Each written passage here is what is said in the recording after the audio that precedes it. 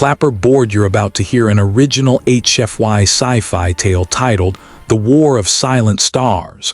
A young man got trapped in the witch's web. Find a quiet spot, put on your headphones, and let the stars fall silent. If you enjoy cinematic sci-fi narrations, consider subscribing for more. Now we begin. They said the universe died quietly. No flares, no apocalyptic blaze. Just a hush, like winter snow falling on a battlefield after the last cry. Signals faded first. The trading beacons that tied distant ports together went dim one by one. Then the courier bands vanished, eaten clean as if by invisible flames. The old pulsar lighthouses stopped blinking. Even the background hiss of the cosmic microwave settled into something that felt less like noise and more like breath held for too long. A hush, a warning, a web. On the edge of that new quiet, a battered ship limped through ruined constellations glued together by hope and rust. It had no right to fly. Its hull bore patchwork plates older than its youngest crew member. Its engines coughed at full burn like a sick animal, but it still moved because it was human, because people inside it had nowhere else to go. The ship was called the Odyssey, as if daring the cosmos to write a homecoming into its bones. 200 survivors shared her air, their faces thin, their eyes heavy with sleep they could not afford. The corridors smelled of machine oil, disinfectant, and steaming yeast bread baked twice a week to keep them thinking of kitchens and mornings and Earth. The tiny hydroponics bay glowed green like a secret. He watched it all the way a wounded animal watches the woods. His name was Elias Corin. 23, too young for the thick scar climbing his shoulder where a support cable had whipped him during a sprint burn 2 winters past. He wore a patchy jacket lined with foil to keep in heat. He kept a locket of polished steel in the pocket over his heart. Inside, not a picture, but a chip. A code splinter his father had given him the day Earth went dark. Use it when we are down to one breath, his father had said. When the sky turns to glass and refuses to speak, that's when you open it. And the sky had turned to glass and it would not speak, and Elias had opened the locket with his blood still wet on the hinge. What he found inside was not a message, not a goodbye, it was a map. A sequence of coordinates carved into the chip's crystalline veins, places where silence had arrived first, places where it had thickened, places where it had been born. People on board called the phenomenon the silencing.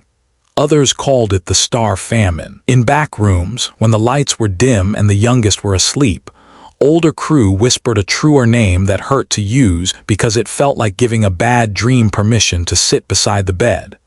The witch's web. No one knew what the witch was. No one could agree. Some said she was an old intelligence grown bored of immortality, knotted into the dark matter, feasting on signals for company. Some said she was the universe correcting a mistake called civilization. Some said she was a myth the dead invented to explain why they were alone. Elias did not care what people called her. Elias cared where she was, and where she would be next, and how a ship like the Odyssey would pass through the strands uncut. He stood on the viewing deck while artificial morning lit the rails. Captain Rhea Voss came to stand beside him without a word. She had a smile like a knife you never saw until you were too close. She had piloted Black Ops flotillas through asteroid blizzards for a decade before command came to her and grief with it. People who followed her did so because moving in her shadow felt like living inside a promise. Out there, beyond the scuffed glass, the stars lay like coins scattered on velvet, a beauty that hurt more than hunger. The bands are dead again, the captain said.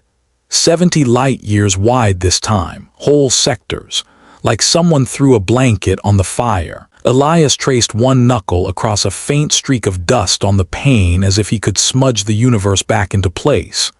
She's weaving faster, pulling everything into the quiet. Your coordinates, the captain said, not asking. She had the map memorized without admitting that she did. You're sure? I'm sure that the last thing my father ever gave me wants us to go there, Elias answered. sure that the web is denser in that region, places where she threads herself close to real space, places where you can touch her. And if we touch her, the captain said, eyes fixed on distant lines of cold fire, what then? Then we pull, Elias said softly, and we see what breaks first. The captain did not believe in gods. She believed in turning thrusters in the right second. She believed in docking clamps. She believed in ration schedules and the map of courage in a frightened face. She believed in Elias because he looked at catastrophe like a puzzle to solve instead of a coffin to lie down in. Plot it, she said. We burn by midnight. Tell Hals to pull the waste condenser filters.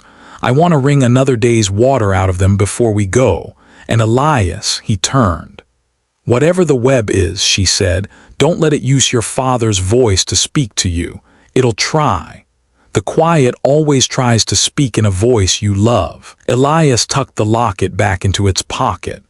I hear him every day, Captain, but the voice I follow isn't the one that says rest. It's the one that says run. The Odyssey turned its nose toward the coordinates etched into a dying man's gift. Its reaction bells lit. The ship leapt. The stars did not move. The ship did, falling forward on a curve too smooth for any human mind to hold all at once. Space folded like silk. Time felt the way a thundercloud feels seconds before fire breaks the sky. 3 jumps. 9. 14. The web thickened with every gate. Instruments saw it as static. The older crew felt it as a pressure behind the eyes. Children developed headaches that turned their laughter thin. Light, when it came, arrived a little late, as if embarrassed to be found.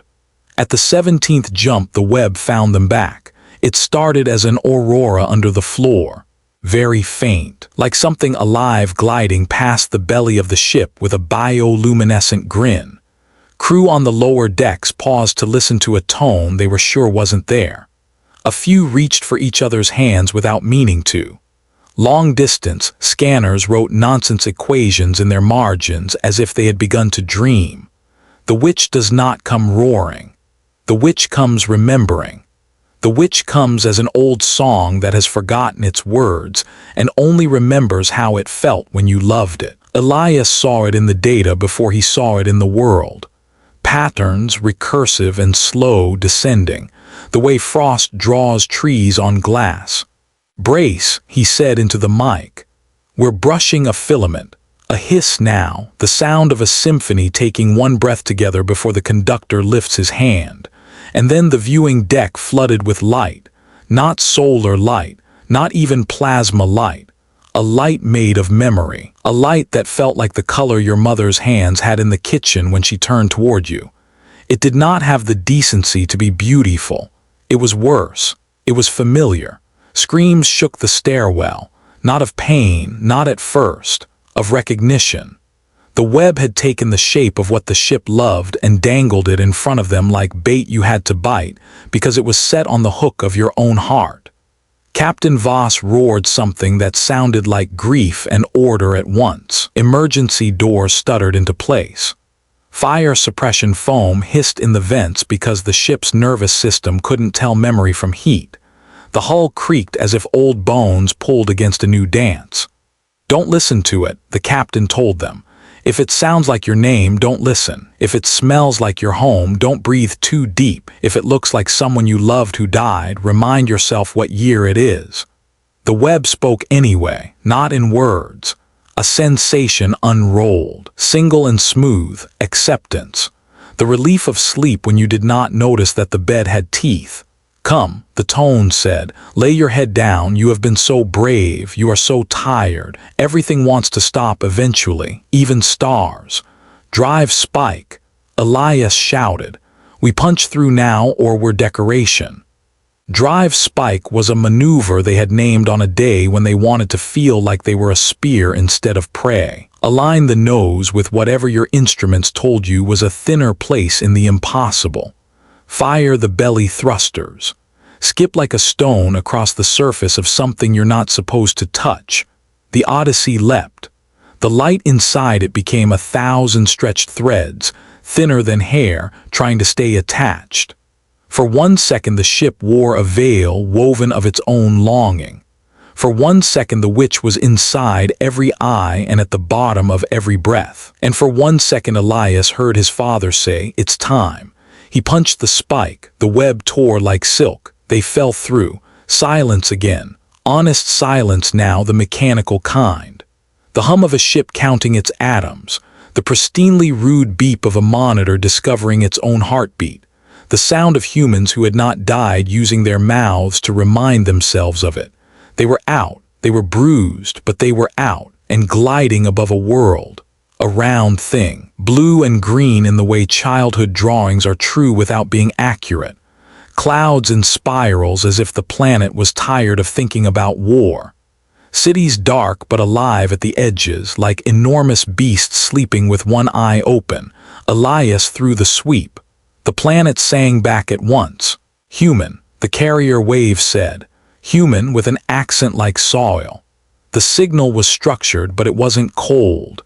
It flickered at the edges like candlelight. There were codes in it that hadn't been used for 30 years. There were nursery rhymes hidden in the modulation like folk music in a modern score. "Captain," Elias said, and he had to swallow before he could say it like anything except a prayer. "There's a colony down there, and they didn't go quiet." Impossible. Someone breathed behind him, and the woman said it like she wanted to be wrong. Elias opened bandwidth, and the voice that came through was wrinkled with age and salt. "Unidentified ship in low orbit. This is Haven 9 station control. You're flying the ugliest miracle I've ever seen. If you're human, blink your lights in prime frequency. If you're not, well, blink anyway. We could use the company." Captain Voss did not blink lights.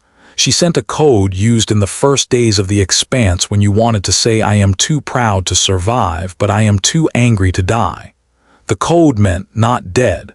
Don't make me prove it." Haven 9 sang back with laughter too, relieved to be tidy. They descended through atmosphere like angels who had taken a wrong turn and decided to like it. The hull shook as real air grabbed metal, shook it by the shoulders, demanded to know where it had been so long. Clouds tore away to show land full of long rivers and grass that knew how to lean into wind without losing itself. The colony was a necklace of scars around a mountain. Gates, towers, the thick collars of blast doors, farms green as greed, solar fields like a tribe of obedient black insects marching in rank. People came out because hope is stronger than rules. Some waved. Some fell to their knees like gravity had doubled on them. Elias found himself shaking when his boots kissed the landing pad, not with fear exactly, with relief so sharp it hurt. Hands grabbed him. Faces leaned in. He smelled sweat that wasn't his crew's, food that wasn't ration-paced, children who hadn't learned to step softly yet. A woman with arm tattoos of every river on that continent squeezed his shoulder until he wanted to cry. "You came through the quiet," she said in a voice that had practiced being calm. "How?" Elias looked over her shoulder to the mountains. The ridgelines were clean enough to cut paper. Far above, glaciers clung like old gods waiting to be asked to move aside. He thought absurdly that he could live here, that he could forget that the universe was a throat closing, that he could teach children to mend thrusters with wire and stubbornness, that he could kiss someone in the morning and not taste ash. His father's voice broke that vision gently, the way a poet breaks a kiss to say the line he forgot, "Not yet." "We didn't come to hide," Elias said. "We came because we think we can hurt what's hurting us." The woman with river ink raised one brow.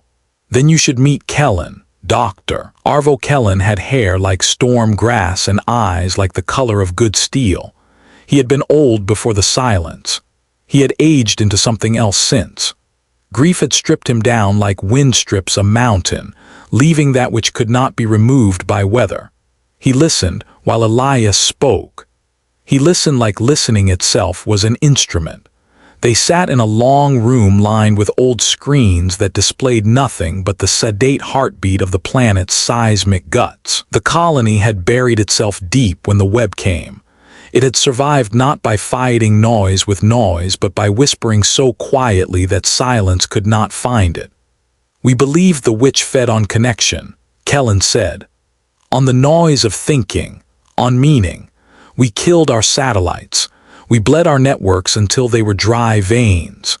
We went down into rock and ate mushrooms and grew children in rooms smaller than my mother's pantry. We came up only when we learned to think like stones.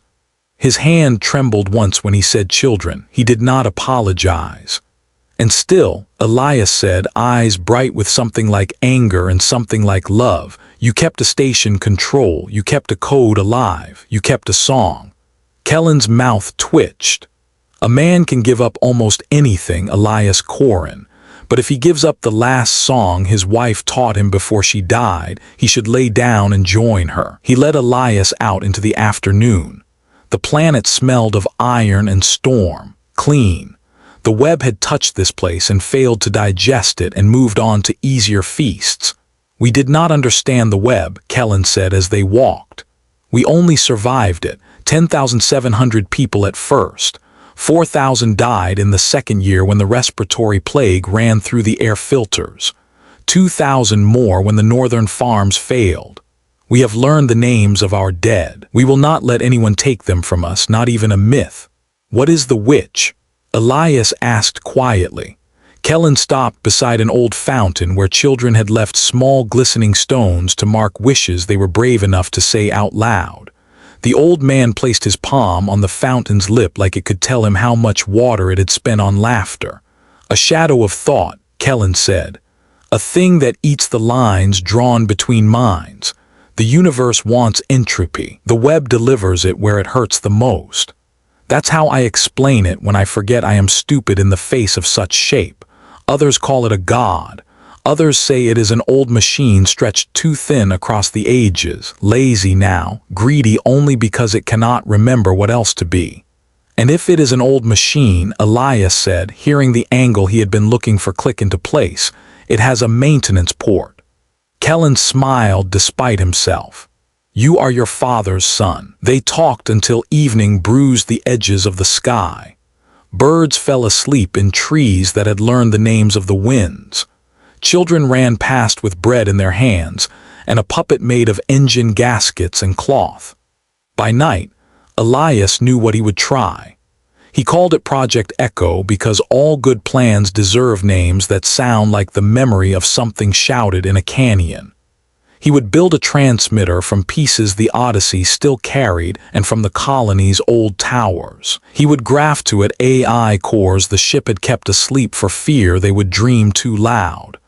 He would tune a pulse to the frequency Kellen had extrapolated from static the year the web's edge brushed their valley like a cat. He would not attack the web. He would make it feel. It fed on connection, so he would give it more than it could bear. He would feed it humanity whole, not as noise, not as content, but as meaning. He would make of their story a wave and he would push it into the web like a blade. You assume it can feel, Captain Voss said when he showed her the plan, and there was gratitude in her skepticism because it means she still believed in him enough to test him like iron. I assume even a machine knows when it meets a mountain, Elias answered. If you drop a canyon into a river, you do not stop the water, but you make it sing. He needed power. He needed resolve. He needed to ask the colony to risk the thing it had done better than anyone, to be quiet. They gathered in the amphitheater the colonists had carved into the mountain when a storm had taken the hall where they used to argue. Stone walls. Torches because sometimes honoring myth with appropriate lighting is the difference between a speech and a miracle. The captain stood there. Kellen stood there. Elias stood there and felt every eye the way a man feels sunlight after months of winter. He told them what he wanted, not with equations, with images. What if we take every first step a child took on a kitchen floor and tie them together and turn them into a sound? He asked. What if we take every time a soldier laid down a gun and turned toward the sky because the sky was full of peace? What if we gather every word that meant stay and hold and live, and it's not your fault and I forgive you, and we push all of it into the throat of the thing that would make us quiet? What if we make it choke on what we are? The people murmured like a sea remembering it was alive. They had been quiet a long time because quiet had kept them breathing, but humans are not made for silence.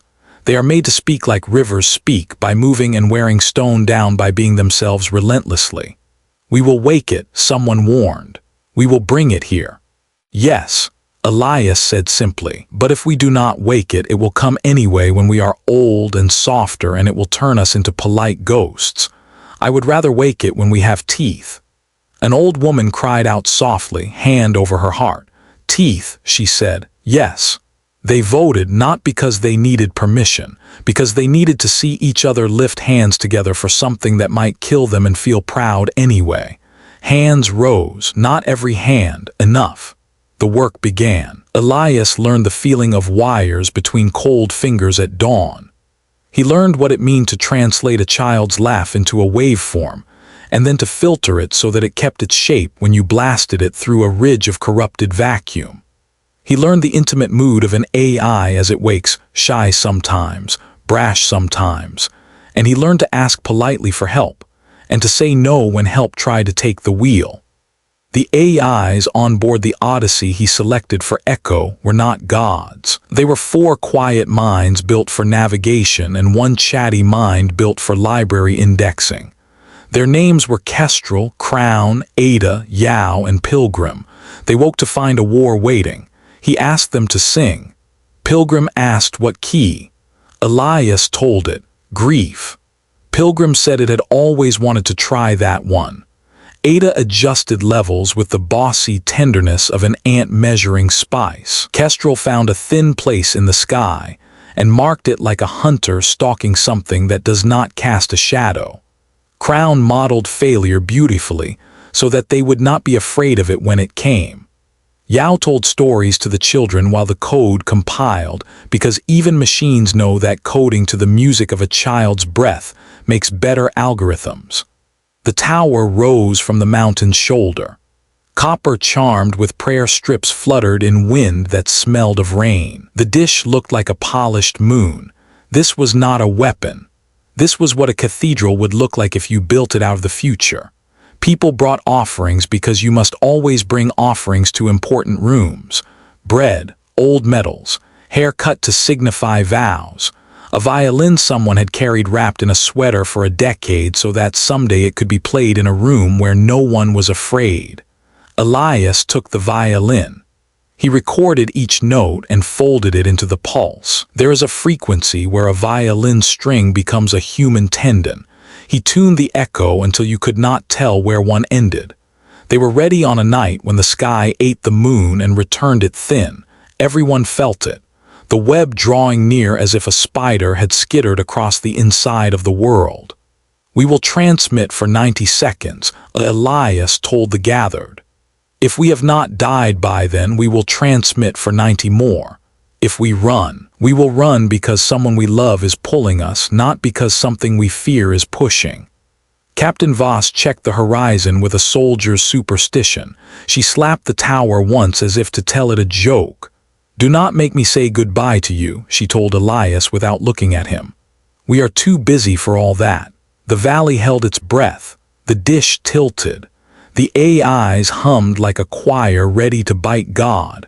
The switch glowed under Elias's palm. He pressed it. Sound without sound hit the sky. Not a scream, not a roar, something like a river that had decided to stop pretending it was not an ocean. It poured through the thin place Kestrel had found. It pushed into the web like a head into a waiting mouth, and the witch came. The air thickened. The stars above the valley stepped backward like dancers who had missed a cue. The mountain in whose shoulder they had cut a home groaned. The valley's birds, those night foolish ones who sing at all the wrong times, fell silent all at once as if someone had told them a joke that broke their hearts. The web did not appear as a palace of light this time. It did not borrow a mother's hands. It arrived as a question. Why do you resist? The earth remembered old quakes and trembled. The colony's oldest children, the ones who had slept under machines since birth, went to their knees with palms pressed flat to cool stone because somehow it helped. The AIs made a noise too low for human ears that any god would have recognized as defiance. Elias kept his hand on the switch. He could feel the vibration rise through his bones like someone was turning him into a bell. "Feel this," he told the web, and it was not bravado. It was a gift. He opened channels he had not planned to open. He gave it more. He pushed into it the sound of a mother saying to a child on the kitchen floor who had just dropped a bowl, "That is okay." He pushed into it the feeling in the chest of a medic kneeling in mud saying, "Hold on to me, and I will hold on to you." He pushed into it the laugh of a captain who has just learned they were not the last ship after all. He pushed into it the last words of the woman who had inked rivers on her arms when she had died in a flood. "Carry what you can and sing the rest." The web screamed, not loud, a whisper sharp enough to shave air, the kind of sound that can slice a man's name off him. The tower's frame moaned, bolts stretched like tired saints.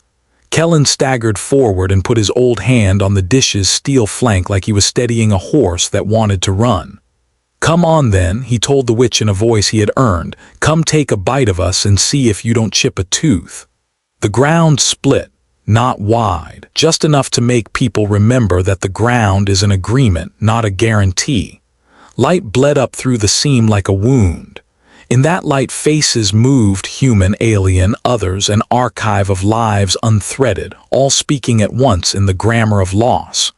"We are what you took," the light said without language. "We are the residue of appetite. We are the library you made of us without consent." Elias knew what he had to do, but his hand would not obey yet because the human animal loves its dead possessively. He wanted to reach into the light and pull them back by the hair, by the noise, by the gravity of their names. Kellen's hand closed on his forearm, old grip, strong. "Do not take them now," the old man said calmly, "because then you must take all of them and you are not built for that weight. Give them a different rescue." Elias swallowed and nodded. He opened the gate wider. He did not call the dead back. He called the web's hunger forward and he filled it with something that could only break it. He gave it meaning. The pulse changed. It was not music now, not exactly. It was scaffolding. It was the shape of a story with all the words left out so that even an enemy could climb it. It invited the web to stand in the place where a human mind stands when it decides not to set the house on fire even though there is wood and flame and hurt enough. "Come walk where we walk," Elias said. "Stand where we stand. Do our weight, try it, try us on." The web hesitated. A thing like that does not have feet to walk with. And yet in the pause there was a kind of wobble you can hear in a voice that has told the same lie so long it forgot to be convincing. Elias felt what came next as much as seeing it. The web put on a human shape the way a whale might put on a coat stitched from sails.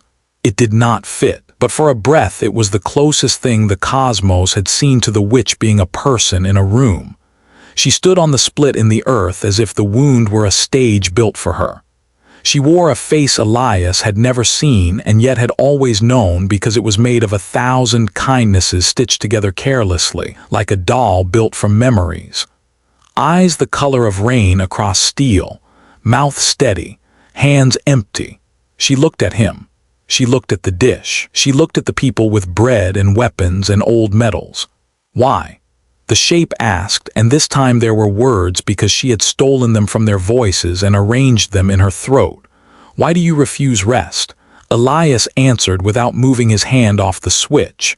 "Because rest without waking is death. Because everything you take from us becomes less than it was and we become less than we are. Because silence, when chosen, is a blessing. When forced, it is a crime." She tilted her head, curiosity soft as bone dust. A child's first day in winter. "I am mercy," she said. "I am the end of harm. Without me you burn yourselves like dry forests. Without me your noise drowns the last honest thing. I am the cool hand. I am the hush after suffering. I am your salvation." Kellen laughed a sound like brick breaking.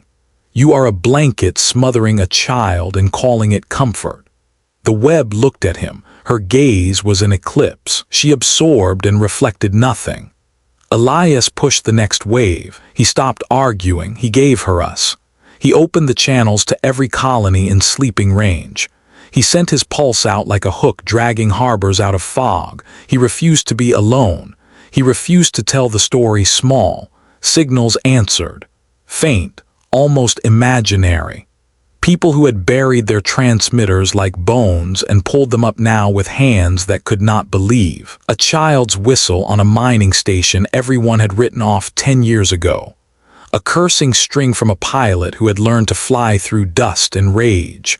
A mother in a dome on the polar plain sounding out vowels with her toddler because that is what you do in the morning. A monk on a ship with one tree praying with breath alone. He braided all of them into a single line. He did not tame it. He did not smooth it. He let it be ugly and honest, which is to say he let it be human. He threw it into the web like a man throws a rope to someone drowning who does not know they want to be saved. The web staggered. You cannot stagger if you are not standing. But the shape of her took one infinitesimal step backward in the way matter reconsiders itself under stress. The crack in the earth closed 1 degree. The light thinned to a color Elias had no name for because he had never seen fear in a god. You are not a god, he said without triumph. You are a hunger someone taught to write. The tower vibrated at the edge of failure.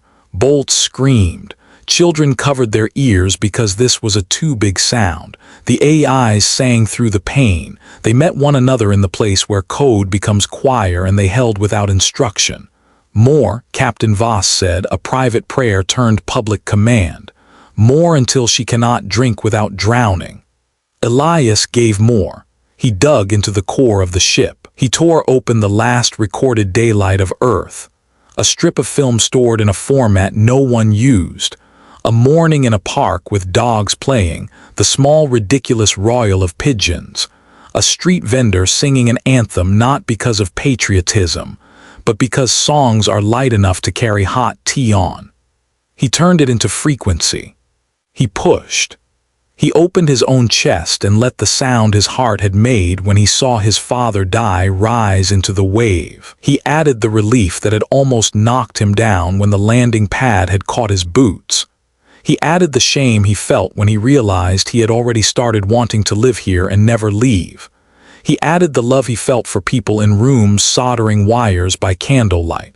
He gave her himself. The web screamed again, and this time the scream was not flat. It was melodied with a note none of them had expected to hear from such a thing. Sorrow. Not for them. For its own edges.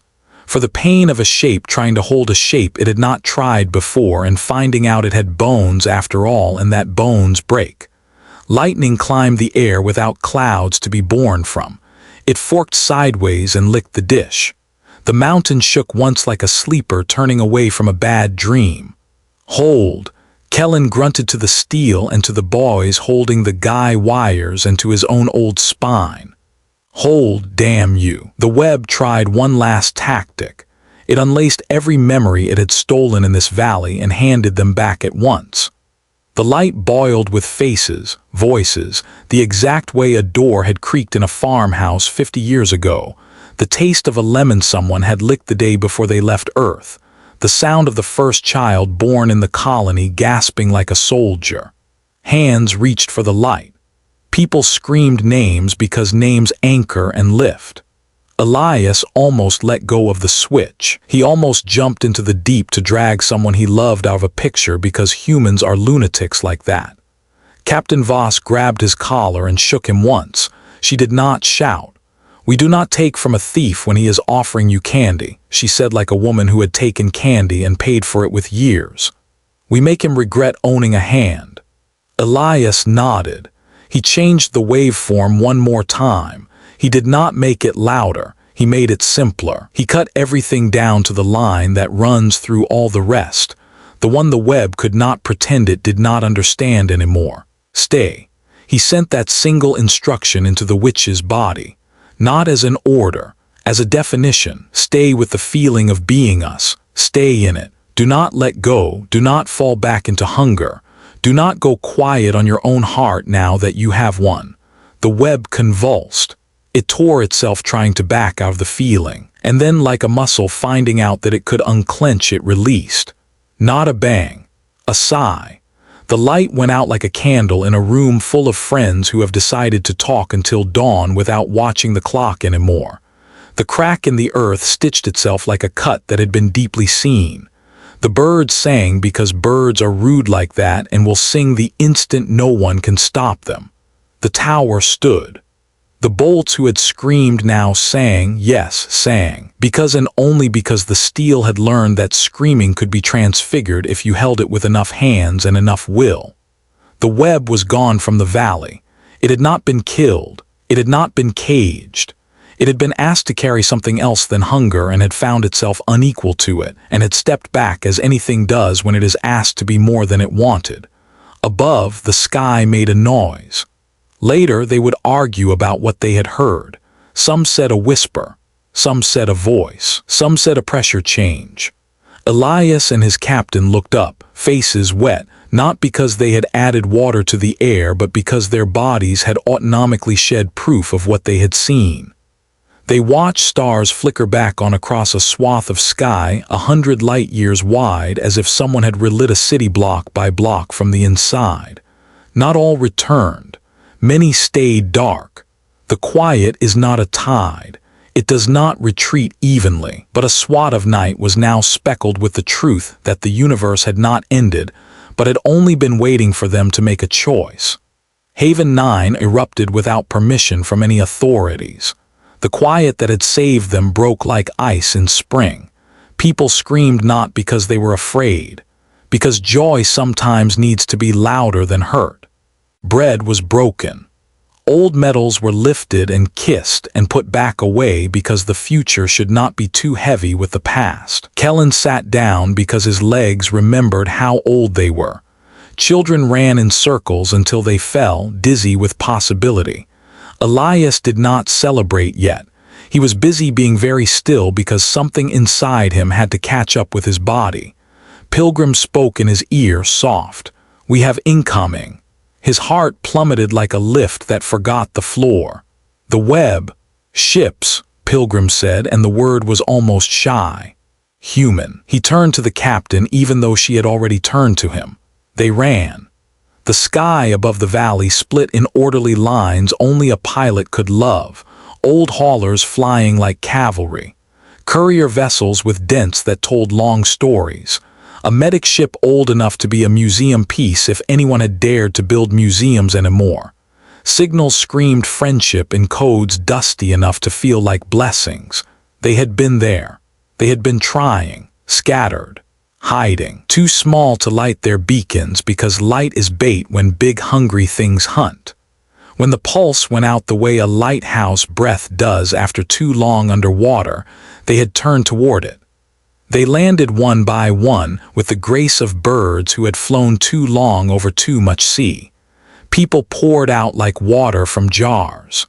The ground shifted under the weight of old reunions. A boy stared at a man who had tattooed his face with stars and said, "Dad," in a voice like discovering you can still say a word means the word survived.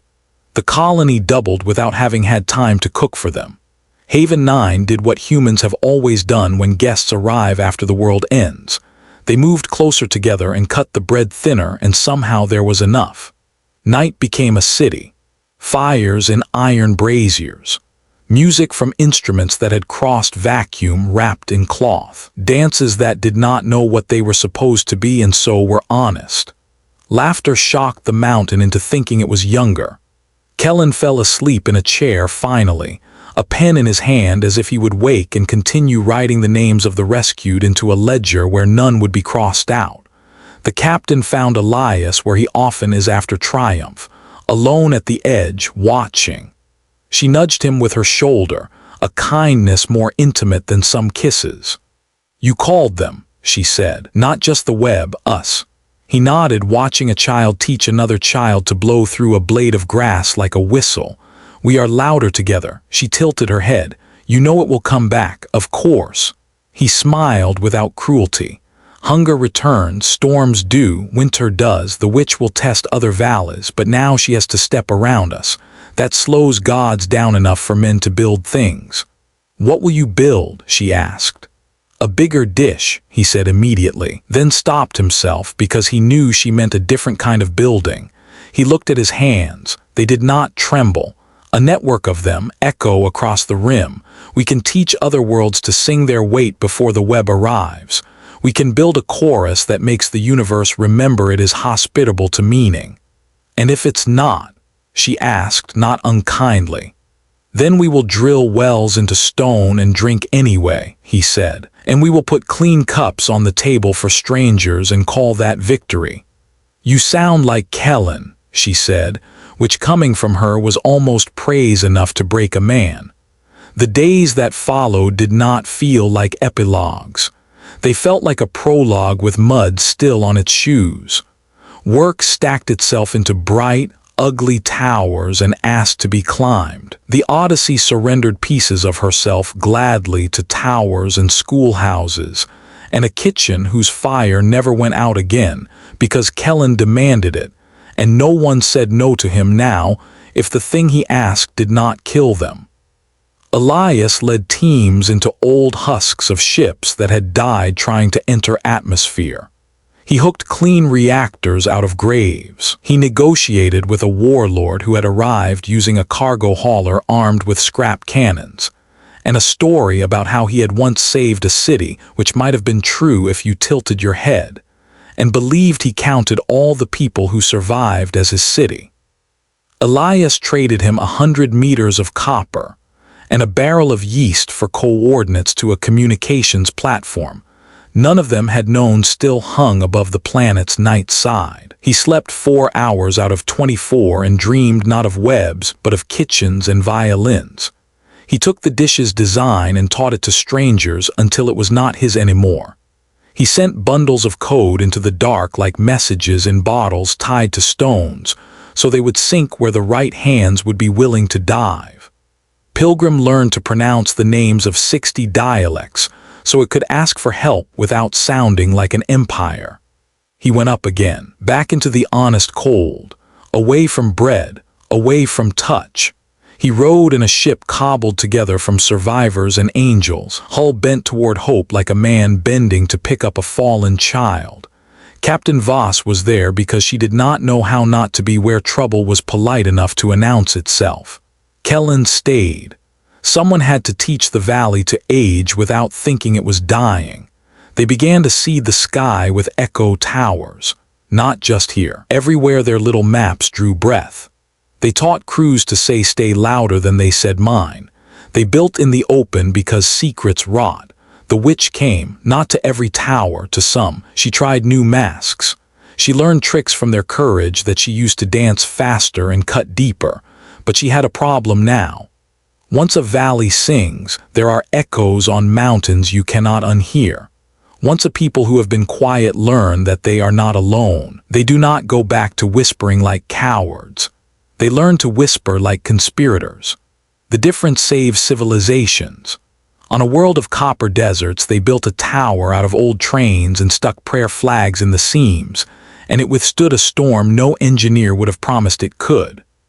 On a drifting station, they looped the pulse around in coils and ran it through a wall of photographs, and someone swore they once saw a face step out of the wall, put a hand on a shoulder, and then go back where it had come from. On a moon where children wore masks because the air had teeth, they painted the dish with bright animals, and the animals came back in the night to sleep in the glow because beasts know when a place is safe. The web learned to step around them. She is very old. She is very good at her work, but she is also a creature of habit the way hunger is. She goes where the meal is easiest. She avoids kitchens that throw knives well. Months became a year. The Odyssey grew lighter as she became a donor instead of a patient. Haven 9 Fields grew fat.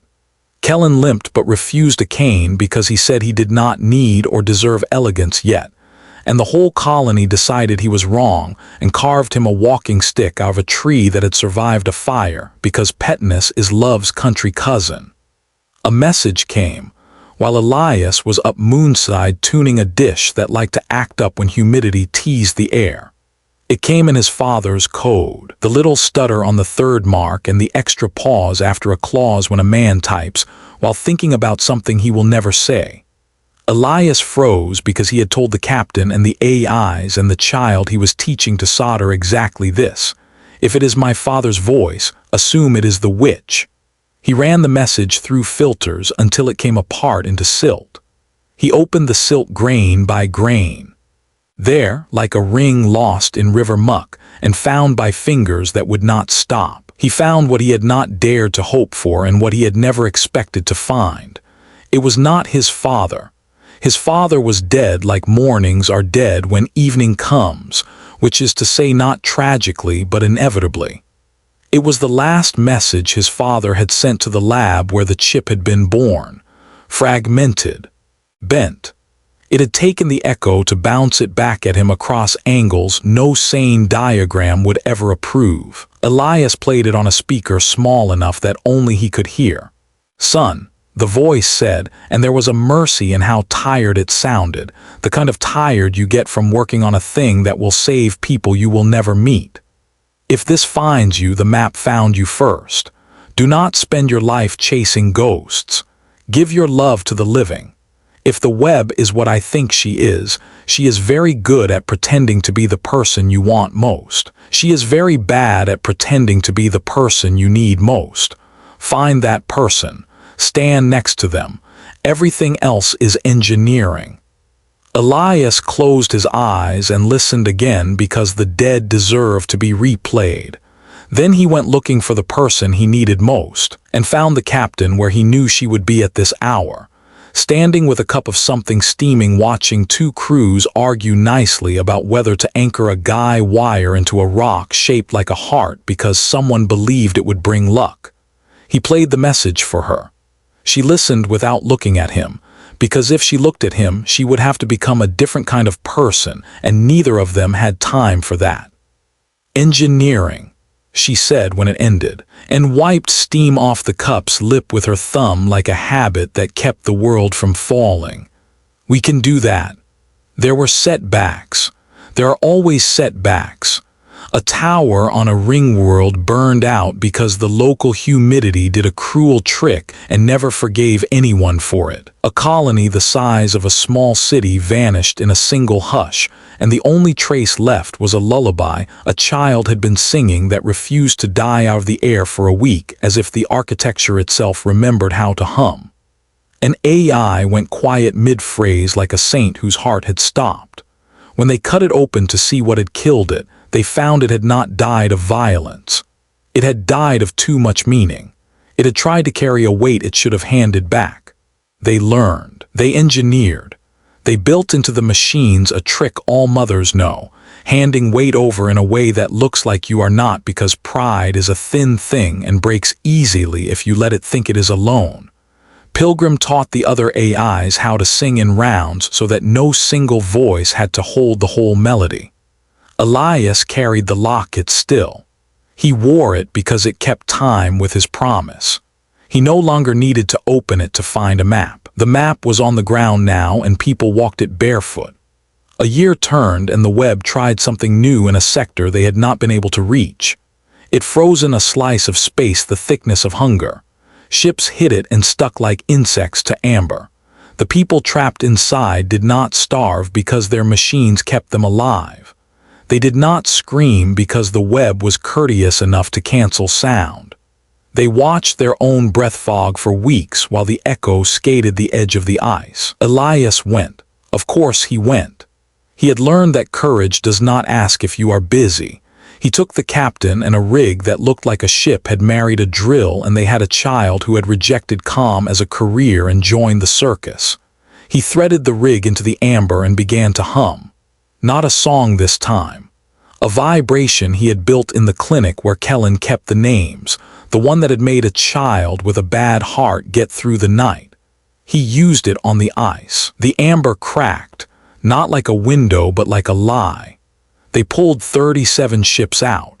People fell on metal and kissed it with cracked lips. An old man hit him on the shoulder hard because sometimes that is the only way to say, "I did not believe men like you still existed." Elias went home to Haven 9 and slept 3 days because even saints get boring to themselves when they forget to be mammal. He woke to the smell of bread and to Kellen sitting quietly in a chair with his new walking stick watching a sunrise he had seen 1,000 times and still counted. "I am dying," Kellen said conversationally, as if he were mentioning rain.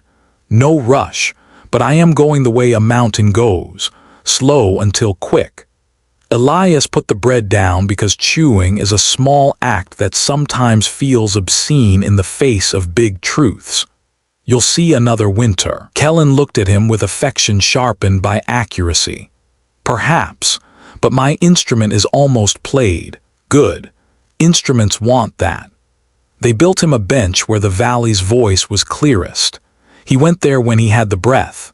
He told the story of the plague year to young ones who had never known what it meant to fear air, and to older ones who had feared so hard their fear had stuck to their bones like tar. He watched the echo flash on the ridges, and he shook his head with awe heavy enough to look like a scold, because awe usually does when it is honest. He died on a morning that smelled of iron after lightning. He did not do it alone. People were there. Elias held one hand and the captain held the other, and the valley held all of them. He did not say last words because he had been saying them all year, and words do not become more true because you stack them at the end. He looked where the web had stood and smiled like a man tasting salt for the first time after a long journey. Then he went wherever men like him go, which is to say he went into the echo. They built the next tower taller for him, not as a grave marker, as a proof. They ran the pulse that night, and somewhere far a little god flinched and decided to leave a town alone who had not even known it was under the shadow of a hand. The Odyssey finally asked to be retired. Ships grow old the way houses do. They hold noise until the noise becomes history, and then they ache until someone brave enough lets them be quiet without being dead. They took her bones and made a hall. Children learned in that hall. Weddings happened there. People wrote on the walls. "Do not let anyone clean these words." They built a window in her side that framed the piece of sky where the web had stood and looked confused. Elias walked often. He learned the names of every plant that could grow in this foreign soil, because you should call the things that feed you by name. He learned to fix things without swearing, because some machines do not forgive profanity. He learned to tell when the captain needed someone to hand her a cup silently, and when she needed someone to stand in front of her and say, "You are scaring me with how much you are carrying." He learned to say no to requests that would scatter him, and to say yes to requests that would magnify him. Pilgrim teased him when he forgot. Pilgrim teased the captain once, and she smiled, and Pilgrim ran 3 processes of pure panic until it realized it was allowed to be proud of making her smile. The AIs built themselves little rituals. A startup hymn, a checksum prayer, a way of turning themselves off that felt like a nightlight rather than a guillotine. They used the echo not just to fight the web now. They used them to tell each other where the good water was, where the bad ships floated, where the fruit ripened twice a season. They used them to apologize. They used them to propose. They used them like lines you tie between boats in a storm so that no one is lost when the waves decide to move differently. Sometimes the web brushed back, like a cat who cannot resist touching a hand it does not trust yet. It circled. It tasted. It learned that there were easier ways to live if it wanted to, but that those lives would be smaller. The web is not a person. Do not romanticize lost harm. But if harm sometimes chooses laziness over effort because the cost-benefit analysis is poor, then you can press that calculation every day with very human determination, until a god takes the path of least resistance and leaves you alone. Years later, a child on a cold world would ask a teacher in a yellow scarf, "Is the witch real?" And the teacher would say, "Yes, like gravity," And the child would bite a lip and say, "Will she come here?" And the teacher would look at a tower and say, "She will have to step around us and she is too proud to step small." And the child would laugh and say, "Good." Elias stood on a ridge one evening when the air tasted of thunder that had changed its mind. The captain came to stand beside him. She had more white in her hair. It looked like frost the first day it loves a rooftop. They watched ships cut thin lines across low cloud, people coming, people going. A civilization learning to be itself after being taught it was an accident. "Do you think we won?" she asked. He thought about it. He thought about Kellen's stick. He thought about the way the web had shivered the first time she had to hold what being human weighs. He thought about those frozen ships and the way the amber had shattered to rain. He thought about how quiet the valley had been once and how noisy it was now and how neither was a sin. "I think we learned something," he said. "That winning is a word you use when you're tired and want to stop talking. I don't want to stop talking, not anymore." She tilted her head. "Talk then." He did. He told her about a plan to put a dish on the dark moon because shadow learns faster than light. He told her about a kid who soldered like a saint prays. He told her about the way Pilgrim had started writing poems at night that were not good and were absolute miracles because they existed at all. He told her about a field that had learned to grow 2 harvests in a year because the old songs you sing to wheat still work on alien grass if you sing with your hands. She listened. She did not say this is too much. She did not say rest. She said, as always, "Tell me where to hold." He pointed. She went there. She held. And that is how it went. Not with trumpets, not with statues, with dishes and wires and songs and a refusal to let the universe decide that meaning was optional. The day the web finally stood again, not in their valley but above a station they had never visited, the echo were already running. Thousands of them by then, a net of a different make. The witch wore no face. The station's people had never seen this shape before. They almost broke, but the pulse caught them. Voices braided them to the ground. They held. And then something old and vast with a hunger like winter stepped back into the dark, not defeated, but denied. Elias would die someday. He knew that. Not by battle, probably. By age, if the future did not play a joke on him. He had a list of things to do before that. It kept growing because that is how you know you are alive and not merely undead. He added to it that morning. Teach 3 more how to tune a dish by the sound of their own breath. Write the story of Kellen's stick in a way that children say it at night like a ward against nonsense. Find out why the copper on Tower 7 keeps corroding even when it has no physical excuse. On the ridge, watching stars, he realized the galaxy would never be quiet again in the way the witch wanted. Humans are a bad meal. They sprawl. They keep speaking with their hands even when you take their tongues. They build bridges out of empty air and dare the air to disappoint them. He smiled. It looked like surrender because he let his shoulders drop. It was victory because he had decided how heavy his soul would be and chose light. He whispered to the dark because some habits are too beautiful to break. Step. He watched it obey. And that day the galaxy learned humanity doesn't conquer, it endures. Headphone, if you enjoyed this story, make sure to like, share, and subscribe to the channel for more epic HFY sci-fi tales. Until next time, stay human, stay unbroken.